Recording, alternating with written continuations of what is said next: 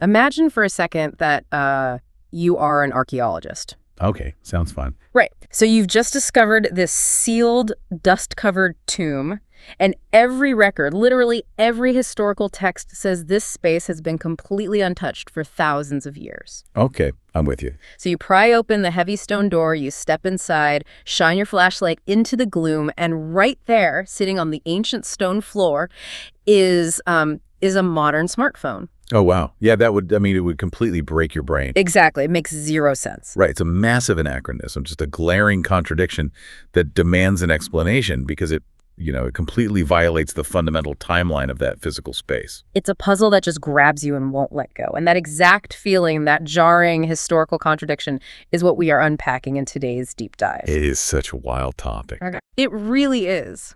We are taking you on a journey to Kangaroo Island. It's this massive landmass off the coast of South Australia. And if you dig through the archaeological site reports, geological surveys, and Indigenous oral histories, you find this incredibly rich narrative. You really do. Our mission today is to uncover how this vast, highly productive peninsula was just, completely severed from the mainland by rising seas roughly 10,000 years ago. It created an isolated time capsule, and most importantly, we want to figure out what happened to the people who were trapped there. It really is probably one of the most compelling enigmas in Australian archaeology.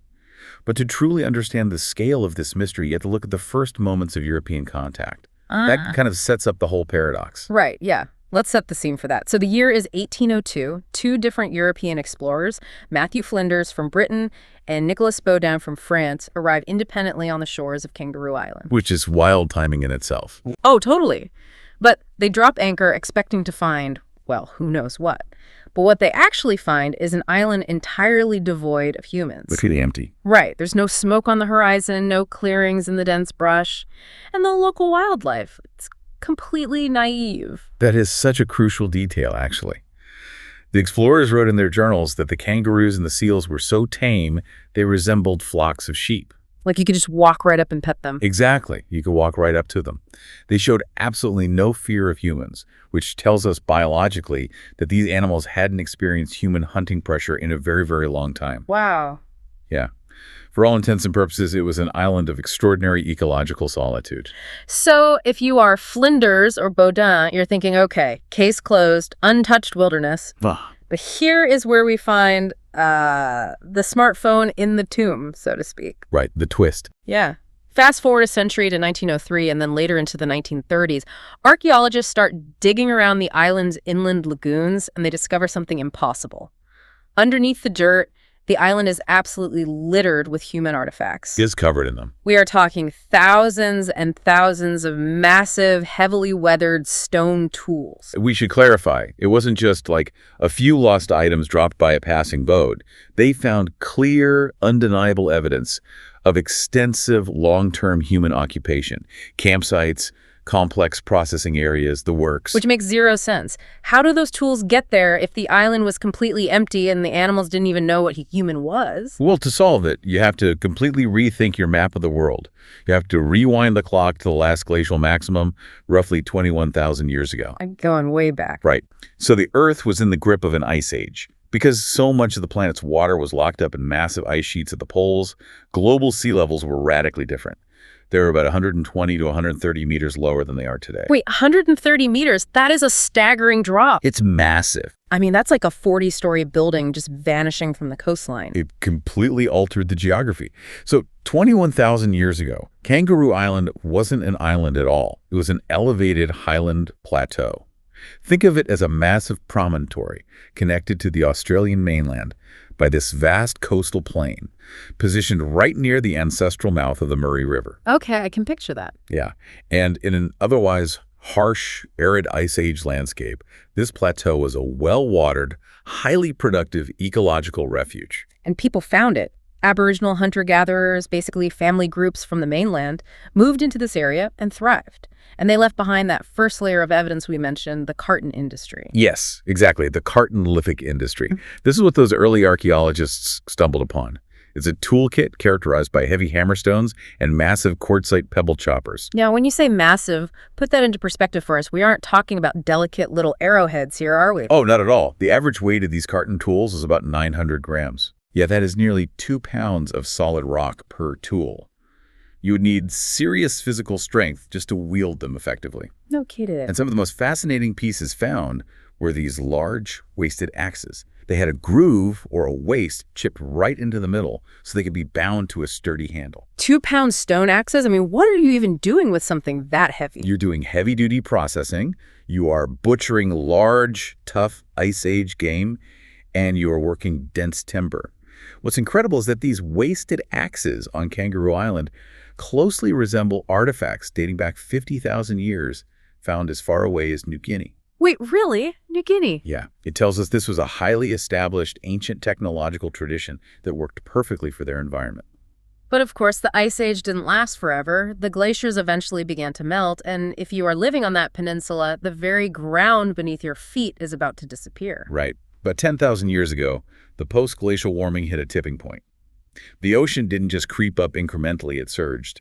Geologists call this specific event Meltwater Pulse 1A. Sounds intense. It was.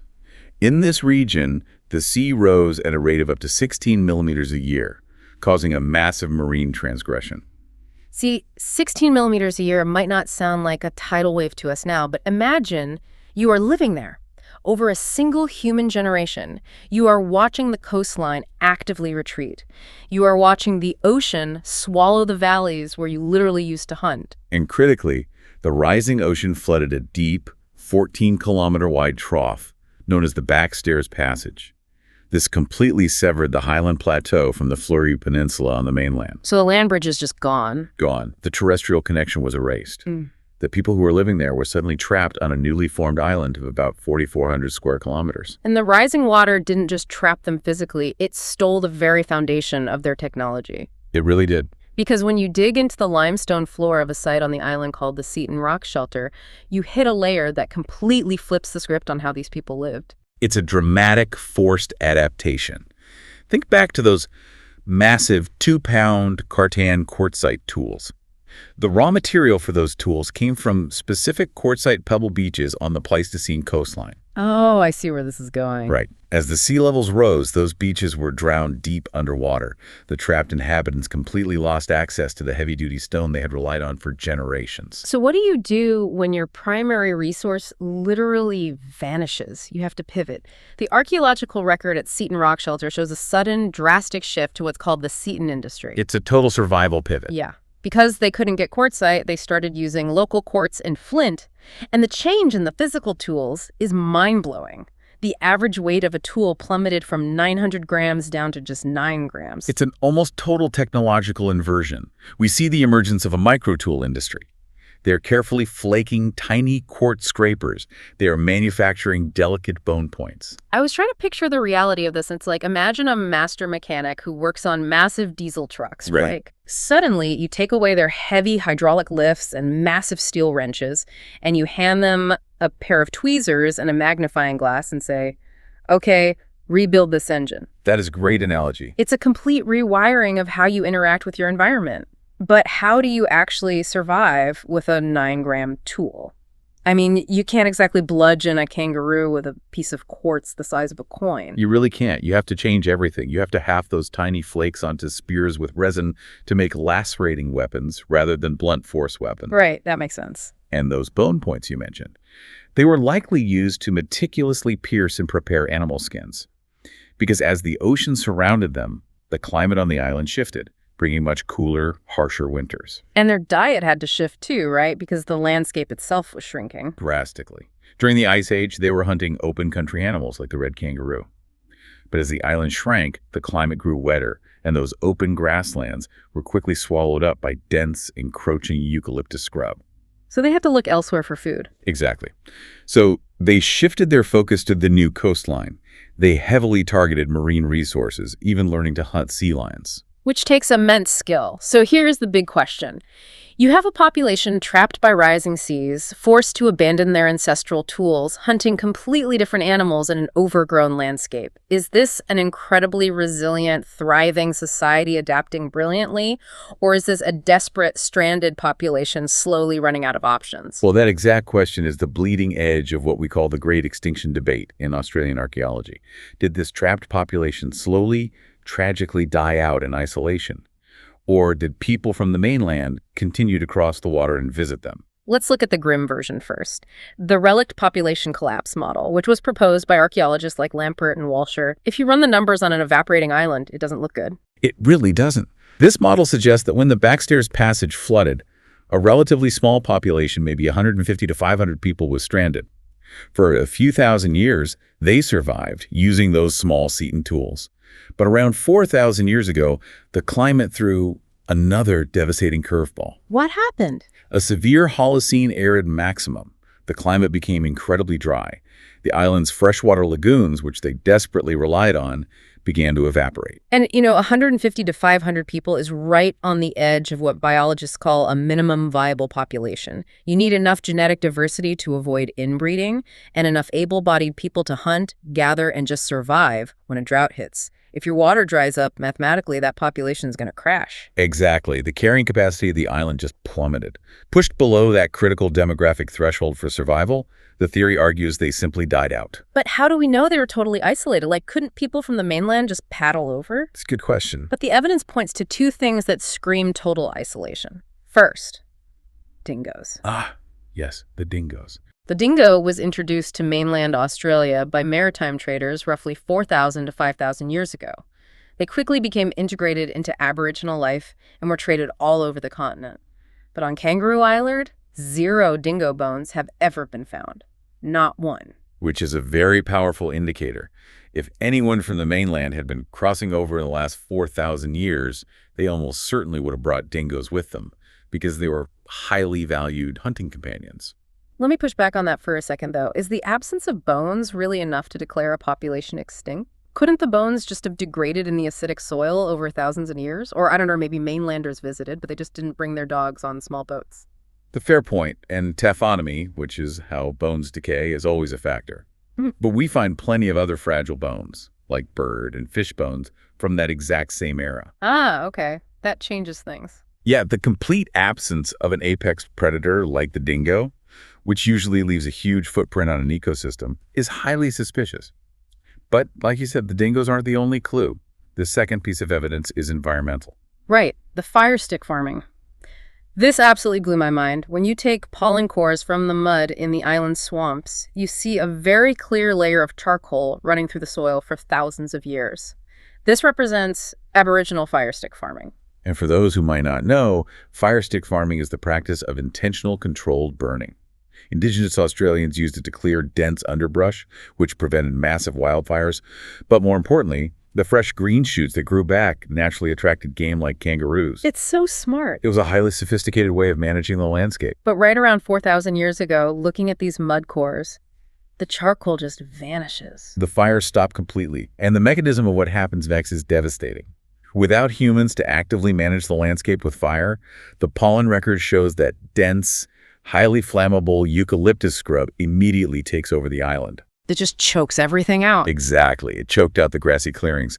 It's a definitive ecological signature of human absence. So, no dogs, no fires. The brush takes over. It really paints a picture of a silent, empty island.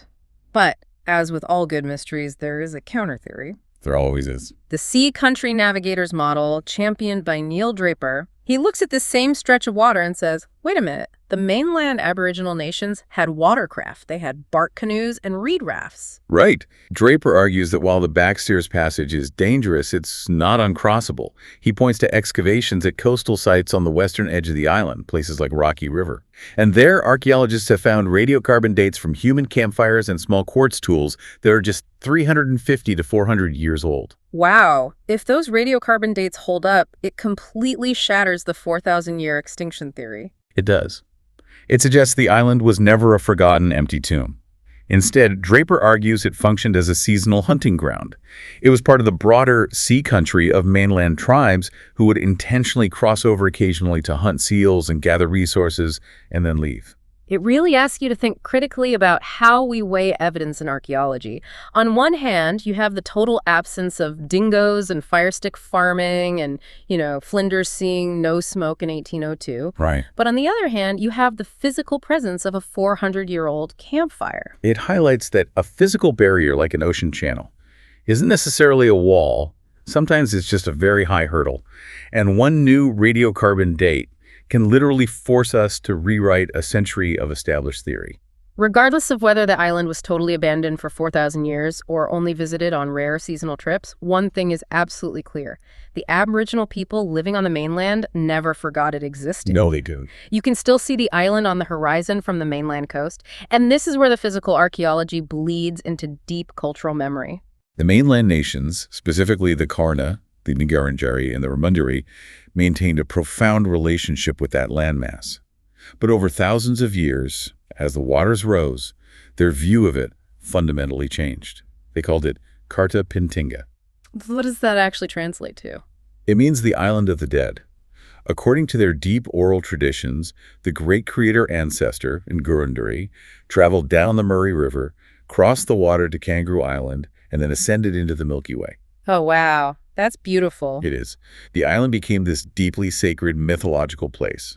It was considered a spirit realm, completely unattainable by the living, where the souls of the departed would travel to begin their journey to the afterlife. And when you look at the geography, that theology makes perfect sense. We talked about the backstairs passage flooding, but we haven't talked about how incredibly violent that water actually is. Oh, it is notoriously treacherous. The Southern Ocean pushes massive tidal swells right through that narrow 14-kilometer gap. You have incredibly strong, unpredictable currents and steep breaking seas that can easily tear a small boat apart. So imagine standing on the mainland shore over thousands of years. This impassable stretch of violent water literally transformed what used to be a physical homeland, a place where their ancestors walked and hunted with heavy stone tools, into a forbidden mythological realm of spirits. Yeah. The physical environment literally shaped their spiritual reality. It's a profound testament to the power of indigenous oral history. They retained the memory of a landscape that was radically altered by a geological event 10,000 years prior, passing that memory down through hundreds of generations. But this era of the Island of the Dead, this intense spiritual isolation, it didn't last forever. At the dawn of the 19th century, it was brutally interrupted. And this kicks off a completely unexpected and frankly dark new chapter in the island's human history. Right around the early 1800s, just after Flinders and Baudin were charting the coast, European sealers and whalers began to arrive. And unlike the explorers who just charted the coast and left, these men decided to stay and live permanently on Kangaroo Island. Which changes everything. It does. And we have to understand who these men were. Many of them were social outcasts, escaped convicts, or renegades operating completely outside the bounds of the law. And they didn't come alone. They brought with them Aboriginal women whom they had abducted from Tasmania and the mainland, forcing them into labor and servitude. This collision of worlds had immediate, devastating consequences. First, for the island's ecology. Remember, the wildlife was incredibly naive. They hadn't seen large predators in millennia. Right, the tame kangaroos from earlier. Exactly. The sudden reintroduction of human hunters armed with dogs and modern tools caused a rapid ecological shock. The Kangaroo Island dwarf emu and the broad-faced potoroo, which was a small marsupial, were hunted into extinction very, very quickly.